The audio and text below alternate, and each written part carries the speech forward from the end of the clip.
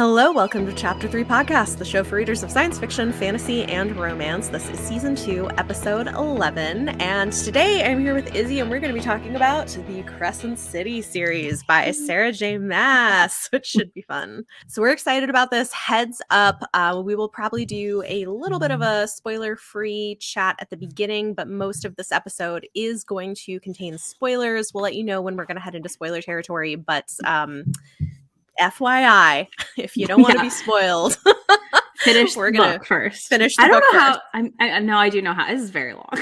This is very long. I can't say I don't know how you haven't finished it yet, but it is very long, so I do know how.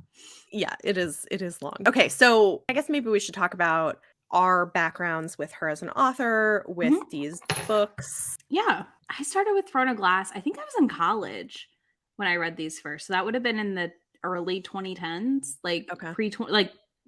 I don't know when Throne of Glass came out, but that would have been like 2009 to 2011, somewhere in there. I think I started reading it. Does that seem right when those came out? They came out earlier than that, I want to say. But somewhere in there, I was reading her. I'm pretty sure. I don't know. I've been reading Sarah J Maas for a long time. I have to the point at which I'm like, I don't know how long I've been reading her. And I really liked Throne of Glass, that series. And then, of course, oh, no, you're right. They came out in 2012.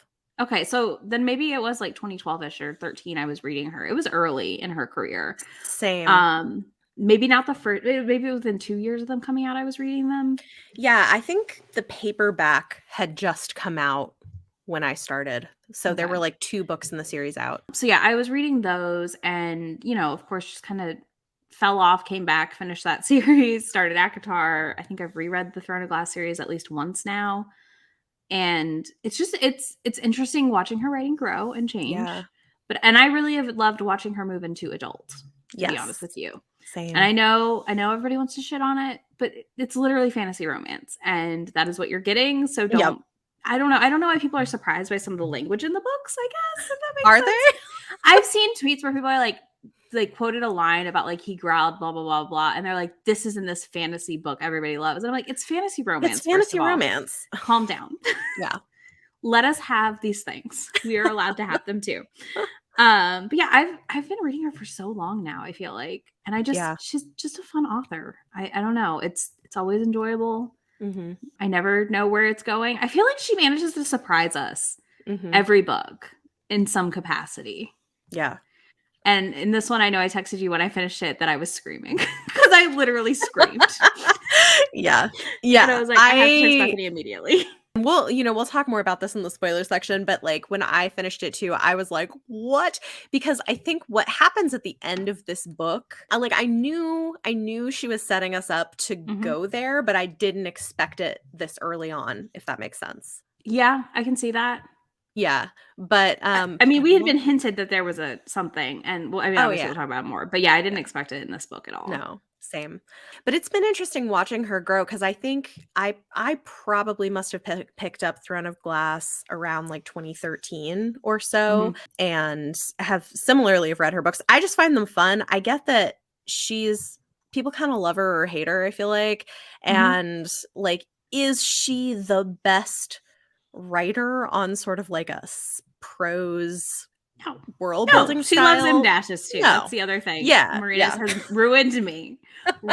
All I can see sometimes is M dashes. I know. It's fine. It just doesn't bother me. But like her books are fun. I don't necessarily go to them for the most amazing world building or like the deepest things, although she's getting better. She is. And I will say, I mean, I read romance for fun. Let's be honest. Like, that's why I like the genre of romance is I want fun. I want, interesting things, but fun. Like at the end of the day is what I'm going for in my reading experiences, not earth shattering or crying because I read A Little Life or whatever that one book is that makes everyone sob that I refuse to read. Yeah. It's okay to just like something because it's fun. I agree. And I think that's where I fall on Sarah J Maas. I'll enjoy her stuff because it's fun. And I do think this series, though, the most people I know that like her have not actually read it. A lot of people I know like couldn't get into it, which I find interesting. That is interesting. I do think the Crescent City series is very different for her. There's a lot more world building than she usually does. It's much more, I don't know, like it's almost got an urban fantasy vibe, even though it's not set in our real world. I kind of call it like a weird urban fantasy. I don't know, because it kind of is. Like, I know it's not set in our world, but it has like all the same markings of our urban fantasies that we have. So yeah. No, I agree. So it's interesting because it's like it's different for her, but Mhm. I really like it. I did a reread of Mhm. House of Earth and Blood, which was Izzy's first. We did a buddy read Yep. because it was Izzy's first time reading it, Mhm. and I actually liked it better the second time I read it. I liked it the first time, Mhm. but I really enjoyed it on a reread. I'm really glad we read it how we did because I Mhm, think like doing my vlog for it and all that really prepped me for book 2 coming out, if that makes mhm. sense. Like doing the reread, and I definitely will probably be rereading both before book 3 now, Yeah, which is ridiculous. These are 800-page, I like know. 30-hour almost audiobooks, and I'm like, yeah, I'm gonna reread these next year or Yeah, whenever the next one comes out. yeah. And I don't read long books, like It is ever. long, especially for you, yeah. I mean, I'm more Yeah, used to it because I read a lot of fantasy anyway, but yeah, but for me, it's this is long. very Mhm. because I'm definitely in the under 500 page usually club. But yeah, I don't know, they're so fun. Like Yeah, it is an interesting mash of fantasy and that urban feel. right.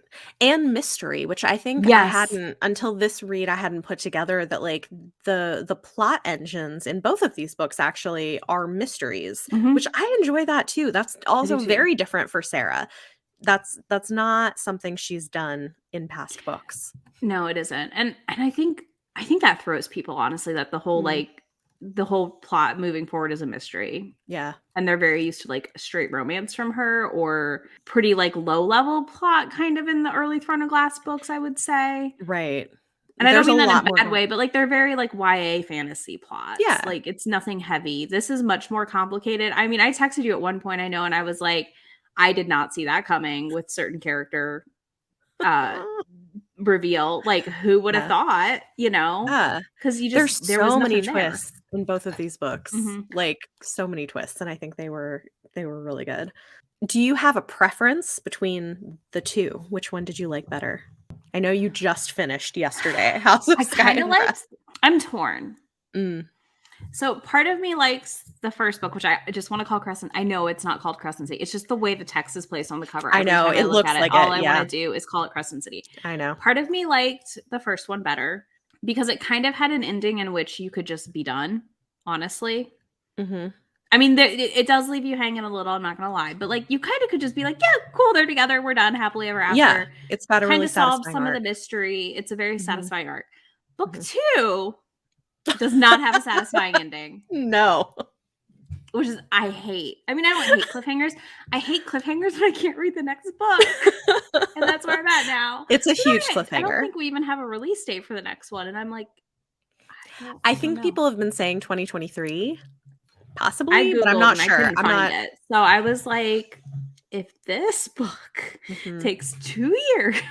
Well, because I think she just had a second baby. Yep. She moved to Los Angeles because she's gonna be helping with the production of the Oh. ACOTAR Hmm. TV show. Interesting. I did not know she just So, moved. yeah, I hear. So I think she's got a lot of things happening.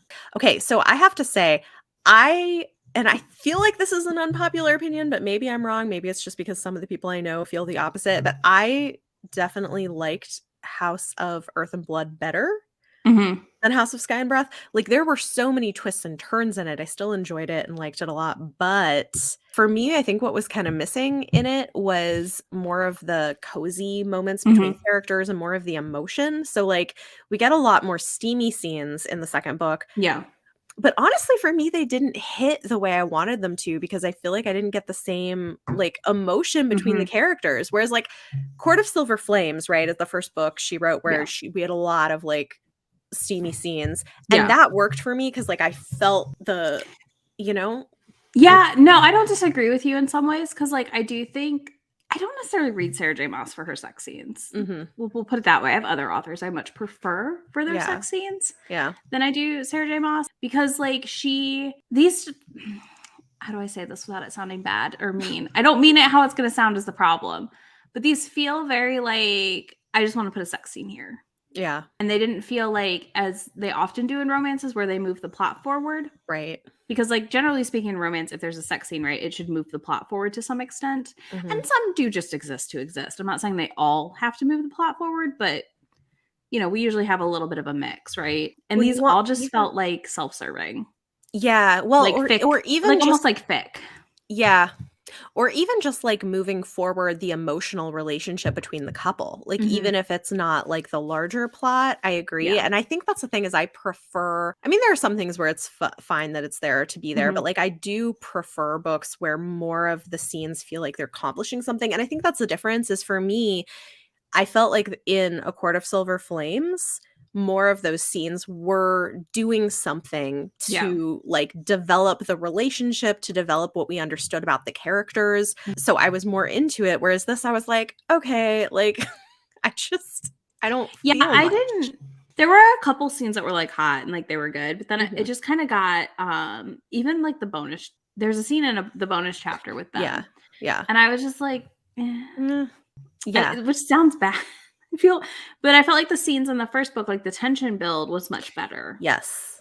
Well, I and I also think think that's it's part of it too, is we had so much tension in the first book for them to, like, hook up and be together, right. that then in this book, it was just like, "Oh, okay, now they can bang whenever they want." Yeah. Yeah.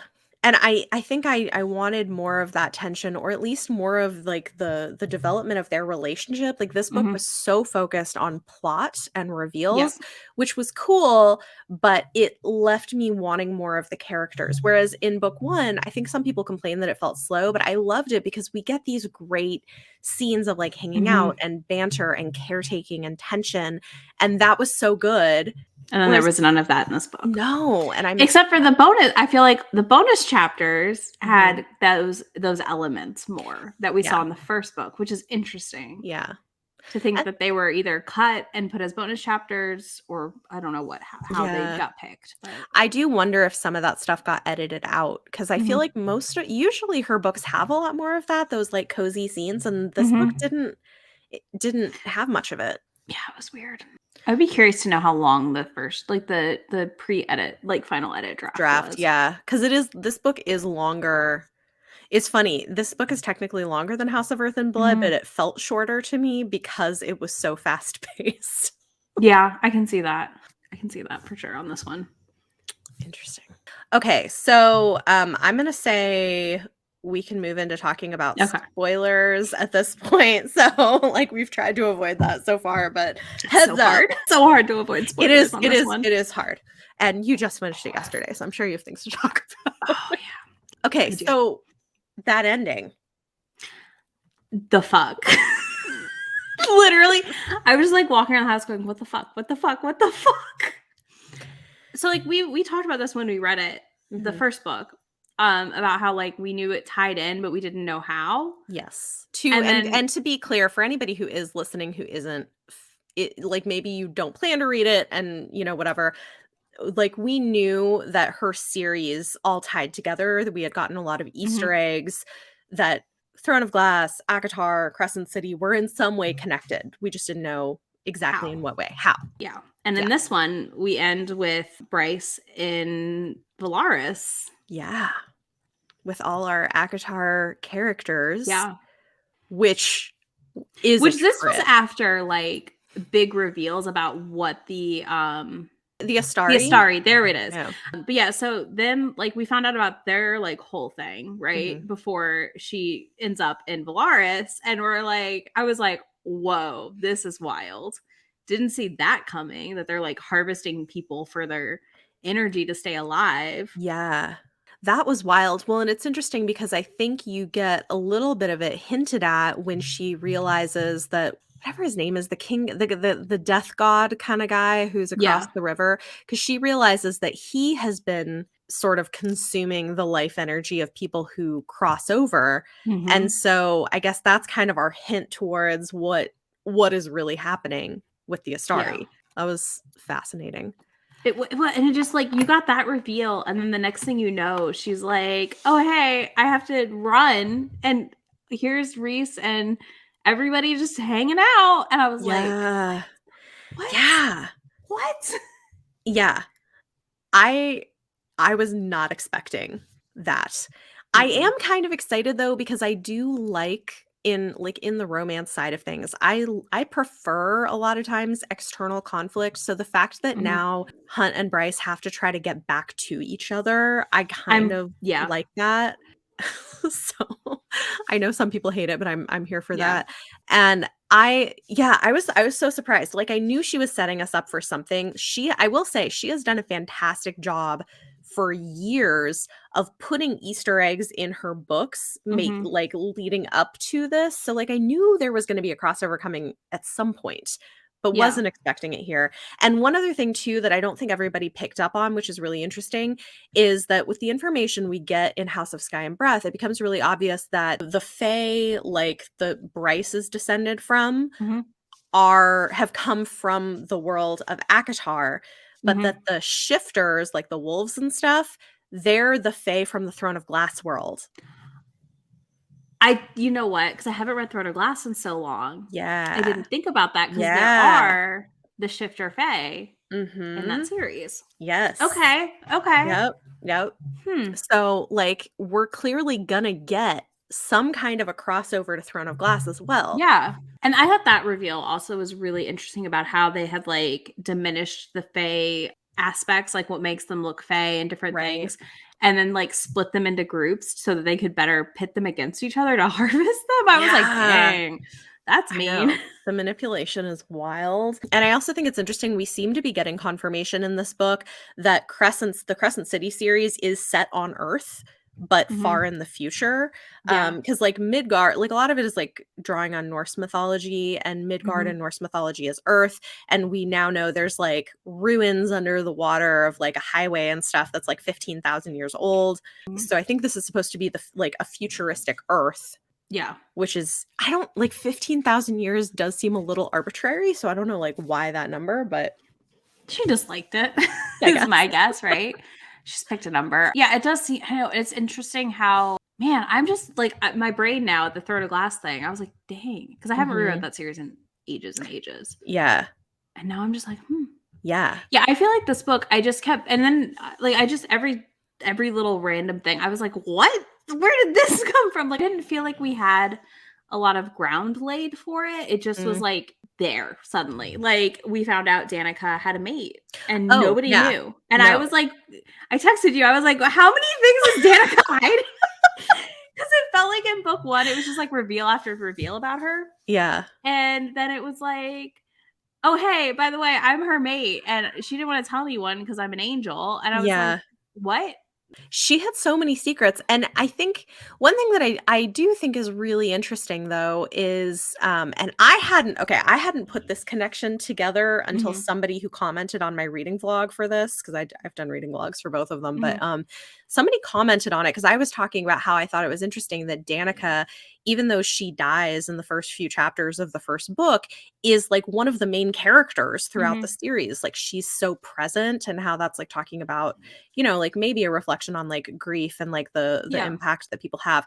But one thing that I hadn't put together is somebody in my comments came and was like, oh my gosh, this sounds so much like Laura from Twin Peaks. And I was like, oh, because have you seen Twin Peaks? No, but I know a lot of random things about Twin Peaks because Twin Peaks is like, you know, a lot of people's favorite. Yeah, no, Twin Peaks is interesting. It's like a weird show, but the whole thing, right, is there's this dead girl who everybody remembers as being amazing and perfect, and she had all these dark secrets, and the whole show is about uncovering her secrets after she's dead.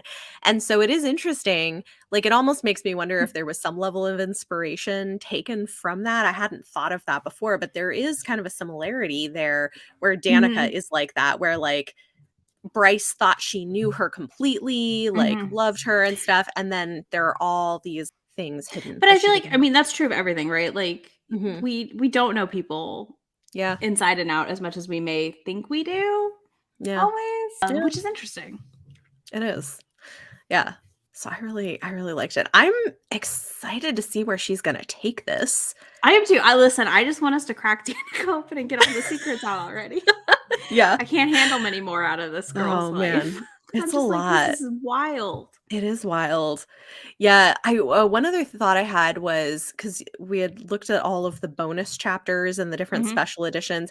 They weren't great. I feel like the main takeaway is that I think what is his name? The guy that Bryce was betrothed to. Oh, Cormac. Yeah. So I think the big thing that I'm taking away from at least two of these stories is that we're getting set up for a romance between Cormac and Flynn's sister. I think so. That seems to be the big takeaway, which I'm like, okay, cool. I mean, I did enjoy Therion's story. I do like the setup we're getting for him, though, leaving the mer people. Yes, I think that's interesting. I did find some of his chapters a little less interesting. I feel like there were too many of them. At first, I was like, "Who the hell are you?" Because I just forgot about him completely. Yeah, I'm not gonna lie. Yeah, I will say I was shocked and screamed with the reveal of Celestina and Hypaxia being together. Yes, that was a surprise reveal. Yeah. And I don't know why her name, every time I forget her name. That's okay. The witch lady. Yeah. I also liked the reveal about her childhood stuff. I thought that was interesting. And the necromancer things, that was really interesting to me. Well, and I think so here's my theory is I think the necromancy thing is setting it up for her to be used to bring back the Thunderbird girl in the next book. I think they're going to manipulate her with her love for Celestina in some way. I don't disagree with you. Yeah. And that whole side plot, which was important kind of with the girl and her brother, Emil. Yeah. What's the girl's name? Was it Sophia? Sophie? Sophie? Okay, I was like, it's an S name. I thought it was Sophie. I think it was Sophie. I thought that was interesting too, how they lied about her brother Emil having powers so he would be protected. Yeah. One thing I will say about this, and I've been really curious to hear if there's any discourse about it now that it's out, but the thing that struck me is, so I don't know if a lot of people know this, but Thunderbird mythology is drawn from indigenous North American people. And given the magical abilities she has and stuff, it's clear that that's what it's being drawn from. And so I've been curious to see how people feel about that, because I think she's intended to be sort of a stand-in for indigenous people. Whether people think that was done well or not, I don't know, or whether it's going to be seen as appropriation, I don't know. But even just the fact that her people were genocide sort of happened with her people. Most of them had been killed off. And so I do wonder if it's an attempt to, talk about that issue. That would be interesting. I don't know. I will be curious to see what indigenous people think of it. Definitely moving as time goes here with this, because we're still early. Right. And it'll be interesting. And I mean, it's also we have to find the critical commenters on it, I guess, if that makes sense, that are not just people who just hate Sarah J Maas and just want to shit on it all over. Again, criticism, of course, is valid, but I think there's that thing of critical discourse. Does that make you know what I mean? Yeah, it's people who are balanced and aren't all just kind of out to find something they don't like about it. But I've been curious to see if we get any conversation about it from indigenous reviewers. I haven't seen anything so far, but I've been kind of keeping an eye out for it because I noticed that and I was like, that's an interesting I didn't pick up on that because I have some indigenous authors with some of the lightning firebird type stuff in their stories that I haven't read yet. They're on my TBR. Yeah. So I feel if I had read those, I'd have been oh, this is interesting. Yeah. Well, and I think that's the thing is last year I've been reading a lot more indigenous literature. And so I was wait a minute. I was what? So I went and looked it up and I was yeah, that's definitely what this is drawing on. So interesting. I didn't think about that. Mm-hmm. I think it's interesting the mash of everything in this book. Yeah, it's a lot of fun. stuff. I like it. I do too. I love a good mix of all of it. I don't necessarily need everything to be perfectly done. I know she's kind of drawing mishmash on Norse mythology and other things, and I think it's fun. I think it's more fun to have that kind of mix of it all, though, in a way than just one straight mythology that you're following. Yeah, because then you're just oh, look, there's that from this, and there's this from that. Yeah. Oh, I'm trying to think what else. There were just so many reveals that happened in this book and twists, and it was a ride. It was a ride. I honestly I was so grumpy when I couldn't get through it sooner because we had illness take over my household, and I was just all I want to do is listen to this book, and I can't. I know. Taking care of sick people. That's rough. Yeah. Yeah. I mean, I got through it pretty quick. I read it in a couple days. And I mean, I got through it pretty quick as well, at least, which was nice. Yeah. but Yeah. it added like 3 days because I basically couldn't listen to it for 3 days. Sorry. And then I was like, okay, I'm done. But we did it. We got I through did. it. I know we kind of mentioned the Hypaxia Celestina thing. I kind of love that she's including more queer relationships in her books because that Mhm. was, a thing she never used to do. And I think part of why I was so surprised by it is I don't expect it from her because I'm like, well, she already has like a sapphic relationship, so I wasn't expecting her to have another one. I'm like, oh, awesome. Like, I don't know. Yeah, that's true. I didn't expect it either. Oh, you know what I did love in this book? I think it would be interesting to talk about is like friends and forgiveness and stuff. Mm. With that, I guess to preface that, we should talk Mhm. about Bryce claiming her princess status, even Oh though my she doesn't want gosh. it. Oh my god. I was like, this is so stupid. Like, obviously there's gonna be consequences for this. Like, why would you be Yeah. surprised? No, 100%. I was like, I don't, this is a bad idea, but okay. Yeah. So she Yeah. like claims her princess status to get Juniper her her chair, whatever, first lead's the Yeah. word, Yeah. performer status at the ballet thing. And then Juniper's pissed. Yeah. Rightfully so. Rightfully so. And I thought that was just such an interesting dynamic of like, no, I'm mad at you and I'm not accepting your apology right now because I'm mad at you. Yeah. I was like, this is a valuable like example of friendship sometimes. Like sometimes you have to be mad at each other and you work Mhm. through it. Like I'm sure in the next book they're gonna be fine or work through it in some capacity. But like, even Juniper's girlfriend, Fury, was like, Mhm. I'm not helping you. You No. pissed her off. Don't come to me. You have to make up for it yourself. Like I Yeah. can't fix this for you or help you fix this. And I really liked that. I thought it was really Yeah. nice to have that example of like, no, you have to figure out how to apologize and handle this yourself. Yeah. No, I agree. I love the friendships in this book, and I I do think too. too what's interesting to me also about it is Juniper part of why, she's a talented dancer, but part of why she didn't get the lead is because she's marginalized, like from a Hmm. marginalized group of people. And I Yeah. think it's also just interesting this idea of, if you are a person of privilege, you shouldn't assume that friends of yours who have marginalized identities want you to use your privilege on their behalf unless you ask them. Hmm. Like, because I also Exactly. think that that's like part of like a big part of why she was so pissed is because she was like, I want to earn it on my own. I want to like Hmm. do it on my own. Like, don't go, like, because then it just looks even worse for me, which is interesting, right? Like, that's because I think that, yeah, like there can be a lesson there as far as You like, don't always realize how, I guess it's not really nepotism, but like it's kind of, you know what I mean? Like how your power can affect others. But it's yeah, just funny because I'm like, you don't want this and you're out here claiming it to get her. I was like, this is a mistake, Bryce. This is a yeah. mistake. Well, and the fact that she was surprised that her dad took advantage of it, I was like, He's been waiting for you to do I this. Are was you like, kidding me? The Autumn King's how like, are let's you go. surprised? Let's go. We'll claim you. We'll Yeah. change your stuff. Let's do it. Yeah, yeah. And I was That was just so like, oh my dumb. gosh, like, why are you surprised at Mm-mm. all? Like, Yeah, no, yeah, it's I just love that example of. I don't feel like we get that a lot in books where it's like, hey, no, you fucked up big time, and we need to yeah, address the fact that you did and how we can fix it. yeah. And No, I obviously, we don't agree. get it resolved in this book, unfortunately. But I do feel like the resolution's coming. Yeah. But also, the fact that like it's not people aren't expected to have to forgive you right away. Yeah, exactly. Yeah. And I don't know, it was nice. I enjoy stuff Mhm. like that in books, like happening, because I just think sometimes we forget about that in real life. Like that sometimes you don't have to be Right. like, yeah, I forgive you right away because you apologized. Yeah. Well, and I think it's interesting. I don't know how much I want to talk about it on here, but like, Sarah has kind of a complicated history of friendship herself. So like I wonder how Yep. much of that gets written into this sort of thing. Yeah, that's true. That is true. I don't really want to go into it either because Yeah. it's weird and messy, and we don't have all the info because And we we don't weren't all in the the friend group. information because we don't know anybody personally, but like Yeah. it's yeah.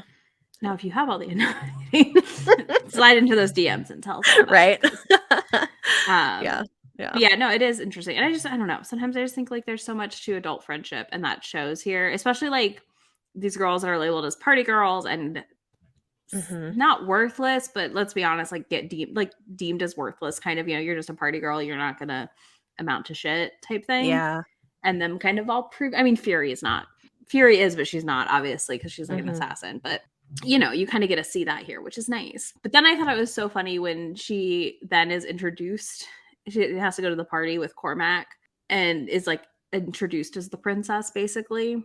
Yeah. And like accepted into that role. And she's like, yeah, but this is my mate. And her dad can't do anything about it And her because it's dad's been just like publicly recognized by the Astari and the Archangels. Yeah. I'm like, I was like, oh, this is so good. This is like, such go a good Bryce. back. I mean, we had to get there. Like, we had to get to where she was like recognized, obviously, as that, and then that they were recognized as mates. But I will say it was so interesting to me in this because, like, as we started getting this mating stuff, I was like, wait a minute. I was like, all the ACOTAR tie-ins, like, this sounds like the mating bond of the ACOTAR series. And I'm like, I know, okay, right? that's what it is. It's all the same because they're the same kind of fae, kind of. Yeah. The other thing too is one of my theories going into this was like, okay, what if Fury and Amren are secretly like the same person or something? Which obviously is not the case. However, they do look alike. And we even get like, which we knew from fan art and stuff beforehand. Yeah. But you even see on page when Bryce goes there, she notices that Amren looks a lot like Fury. So I feel like there's some kind of connection. And there's a lot of mystery about both of their histories. Like we don't really know where either of them are from or who they are. And so I feel like that is a big mystery that at some point is we're going to get unpacked. Yeah, I'm very curious about that. I'm also, I mean, I know we have the Fae tie-in, obviously, that they go to the Throne of Glass, but I wonder too if these the Astari have like gone to the Throne of Glass planet or something or world. Well, they must have because they like lured some people over. And I can't remember because I haven't reread the ACOTAR series in a long time. But somebody I know who did was saying that she thinks the Astari are the same as one of the big villains from the ACOTAR series. I don't remember what they're called. And like I haven't read it in a while. So I'm gonna have to do a reread at some point. But yeah. That's interesting. I don't know. I just don't know how she ties this all together. My brain could never. I love it. I think it's fun. And also it's you know, I love that we're getting all these multiverse things. I know that hers has been in planning for years and years, but it's interesting that we're getting this the same year that we're getting the Marvel Cinematic Universe multiverse as well. True. I'm excited that is about. Interesting. So, yeah. I do love a multiverse. I can't deny this. So it's fun. That's definitely what it's always here. A blast. The big takeaway for me is I'm excited about the plot stuff she's doing, but I really hope that the next book, I do think part of it is probably she was trying to accomplish so much in terms of plot in this book that we didn't get the character stuff that I usually go to her books for. So I hope that whatever their next book is, that we get more of that again, because I had forgotten how good it is in House of Earth and Blood. There's two of these like great caretaking scenes with Bryce and Hunt, and I just like, oh, I love it. And like, I think I would be happy if the next book is almost an even split between book 1 and book 2 as far as like character and plot. Like I feel like that would be my happy medium. I hear you. For her. And even if it's 800 pages, I know this one's technically longer, but we're just going to generalize they're both 800-ish pages. Yeah. I would be fine if it was more of an even split. Because I definitely was just like this, like I like a good sex scene, but these were not even like that great. Like they just felt like fanfic almost. Yeah, I just like I can like a good sex scene, but like if they're just this type of it, I need more character emotion and growth behind it. I'm like, why? How is this moving? Oh, I did think it was really funny that once they agreed to bone, that they kept not being able to bone. Yeah. that did amuse me. Yeah, they're like, we're gonna wait till the winter solstice. I'm like, yeah, that's gonna go real well for you. Okay. And then they're like, no, we're gonna move it up. And then it's like, oh no, we can't meet at this hotel to do this. We can't. I know, like things kept getting. And then Ethan like screaming at them to be quiet or to be louder next door. That was great. Yeah. Do you have any theories? Do I have any theories? So I definitely think, you know, and I don't know that this is specific, but I definitely think we're going to get something. We're going to learn more about Amren and Fury, that there's something important about who they are. And we know, and I think in terms of secrets that Danica had that might get unveiled, we know that Danica knew who Fury was because of her like bloodhound abilities. So I think she's going to have more secrets get revealed, and that might be part of it that we're going to get there. I suspect that we're going to get a lot more with the Viper in the next book, because I feel like she's getting set up to be really central. And I'm wondering what's going on, because there was this whole weird thing of like where she almost like a vampire. Like she like bit Therion to free him from the magic of the River Queen. Mm-hmm. So I'm curious, but I feel like that's going to be a big part of whatever happens next. And I think we're going to get a crossover with the Throne of Glass series. I don't know exactly how that's going to happen, but I think that's going to get brought in sooner than later. And Yeah. Jessica, like I think there's still secrets there that we don't know Oh, for about. sure. Jessica's like what Yeah. if Jessica's from the Throne of Glass world? Oh, That that's would make totally sense. possible. That would make a lot So of I sense, pretty much actually. agree with you on all the theories. I also think we're gonna get obviously the Hell universe Yes. world is gonna cross Yeah. over into Yeah. the regular Crescent City world, I guess. I don't know Mhm. what to call them. But yeah, I feel like they're gonna cross together kind of in the next book. Yeah. And I think that I mean, my theory is that we're gonna have a Price Uh-huh. is gonna bring warriors from Valaris, the Hell Mhm. universe, and the Throne of Glass universe And we're gonna get all like together some in one epic book. battle at some Yeah. point. Mhm. Yeah. Yeah. Well, I also think, which we mentioned earlier, that Hypaxia is going to get manipulated Yep. into using her necromantic abilities to resurrect Sophie. Yeah, for something in the battle. And then the other thing that I think is going to end up being important is the dragon, the girl Oh, yeah, yeah, dragon. yeah. I do think the dragon's gonna play into the next Yeah, book or one of the next because books for sure. they said that her dragon fire is one of the only things that can harm people from hell. Mhm. And so that's going to end up probably mattering in some way. So they're gonna have to have the dragon on their side, Yeah. is what I think. And I Yeah. think the Viper lady is totally gonna be on their side at the end of the day. Like, Yeah. Well, and she's the dragon's with the Viper, right? Like mhm. she's there. Yeah. Her and So I think Therion they're are both gonna there. get them on their side. I wonder if Therion and the dragon are gonna like hook up. Maybe. That could be interesting. That would be interesting. Little merman dragon action. Hmm. Why not? We're gonna have to save this little chunk of audio with our predictions for the Yeah. next book to be like, what were we correct Like on what and were what we were we correct on wrong and on? what were we wrong about? Yeah, definitely. That would be funny. So yeah, I think it's gonna be interesting. I'm curious to see how things play out, but Yeah, same. yeah, there's a lot of moving pieces. I feel like I'm gonna have to do rereads of the other series though, because I think I've heard that she said that she has spent many years planning this. And so Mhm. she's been putting clues in her books for years and years and years that all connect to where this is going. So All right, Bethany, let me know when we're doing that. I'm It's gonna about due happen. anyway. I haven't reread any of these books in a long time, so I think it would Well, be and then fun. we can do the tandem read with Empire of Storms and Tower of Dawn. Yeah. I would be down for that. I'm like one of the rare few that loves Tower of Dawn. It's one of my I do favorite too, books from though. her. That's why we get along. Because we both like Yes. Tower of Dawn and everyone hates it. I know. Like why? It's so good. I love it. But yeah. I loved Kale. I know. My I've little been salad I've been boy. trying to collect a lot of the audiobooks for Throne of Glass so that I Mhm. can so I like own a few of them. So yeah, that would be fun. That is how I listen to the whole series. They're Big good that surprise. way. This is how I get through anything long. I have to listen to Mhm. it. Otherwise, it doesn't happen. Yeah, I get that. Well, stay tuned, guys. Who knows? Maybe 2023 will be the the year of Sarah J Maas. Oh, gosh. We'll see. We'll see. Okay, Listen, we cool. got enough for like one a month or more, I think. It's a lot. I've read all her books. I have two. I think I haven't read the novella, The Assassin's Blade or something. Okay, so you actually need to read it because it is important. It might make you like Tower of Dawn even more. Okay. Because one of the stories, it's a collection of short stories, and one of the stories is the backstory to our heroine from Tower of Dawn. Oh, okay. I need to read that. So Mhm. listen, keep Yep. keep your ears peeled, eyes peeled. Bethany and I may have something up our sleeves eventually. We might. That might be fun to do. All right. Maybe. So yeah, that's I think that's most of what we have to say. I think we had a good time with it. Curious to see where it goes. And we are going to move into On My Radar, where I will share recent and upcoming book releases in sci-fi, fantasy, and romance we're excited about. And the books for today's episode will be released between March 8th and March 21st, 2022.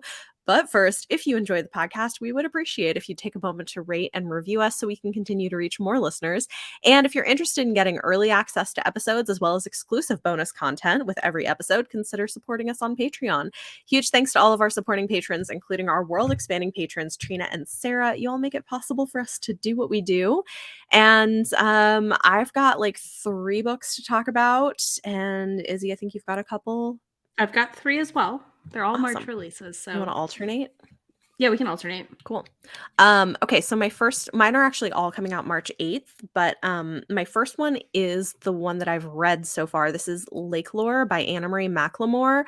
If you like Anna Marie McLemore, you should definitely read this one. It's one of their better books, I would say. They write this really beautiful magical realism, like just like beautiful prose and heartbreaking stuff. This one follows 2 non-binary teens who are pulled into sort of a magical world under a lake, and the lake is a metaphor for their feelings and trauma and things that they're going through, and it's just like really lovely. Also, the teens are both neurodivergent as well. So one of them has ADHD and the other one has dyslexia. And so a lot of it is about kind of like them grappling with the intersection of their identities and struggles that they're having and trauma from the past. And like, it's really great. It's really good. I really liked it a lot. That sounds so good. I love that cover. Yeah. I will say that It's cover is beautiful. stunning.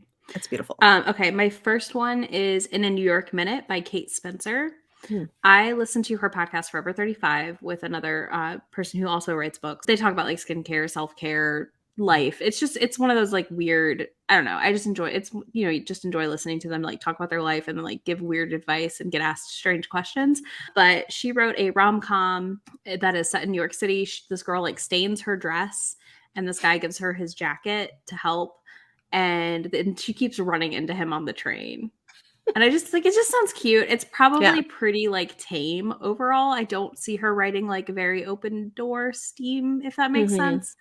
But it just sounds really cute and it like a fun, like she loves rom-coms. So I'm like hopeful that this nails it, if that makes sense. Like I feel like somebody who really loves rom-coms and writes like a romantic comedy could manage it. I don't know. It's they're always so 50-50 when they're marketed this way, but I just think it sounds super funny. That sounds fun. And I love a silly like meet cute like that where then they like keep seeing each other. Like, that's always interesting. Yeah. That sounds cute. So my other one, March 8th, is Blood Scion by Deborah Fillet. This one is a debut YA fantasy, and I do have an arc of it, so I'm going to be reading it soon. It looks really interesting. Following one girl's journey of magic, injustice, power, and revenge, this deeply felt and emotionally charged debut, inspired by Yoruba Nigerian mythology, is a magnetic combination of A Song of Wraiths and Ruin and Daughter of Smoke and Bone. So it sounds really interesting. It's got this really cool cover, and it's a YA African mythologically inspired fantasy about revenge, and it looks fun, so I'm looking forward to reading it. Next, I have Dating Dr. Dill by Nisha Sharma, who I absolutely adore. She's a blast on TikTok if you're not following her, and in general, whenever she's on things, like she's very fun. And this is a Taming of the Shrew retelling. Yes. Listen, I just love the cover, and I really like Nisha's writing and what she shared of it, so that's about all I got, but I'm excited. I have an arc of it. I need to read it like ASAP. It does look really cute. Yeah, my last one is also coming out March 8th. It's a short story anthology called The Way Spring Arrives and Other Stories, edited by Yu Chen. And it looks really interesting. From an award-winning team of authors, editors, and translators comes a groundbreaking short story collection that explores the expanse of Chinese science fiction and fantasy. So what's interesting is that this collection has been written, edited, and translated by a team of female and non-binary people. So yeah, it sounds like a really this just sounds interesting in general. Yeah, it's a cool sounding project, so I'm excited to pick that one up. The last one I have is The Dragon's Bride by Katie Robert, which comes out March 29th. Okay. This is about Briar Rose, who has to save herself and ends up in a deal with a dragon. And listen, she's literally handcuffed to a dragon. It's great. This clench cover is everything. Like the artwork is really beautiful. He has 2 penises. So, I'm pretty sure he has 2. If not this one of the other ones she's writing has 2 penises. So I'm very curious how this is all going to play out. Very interesting.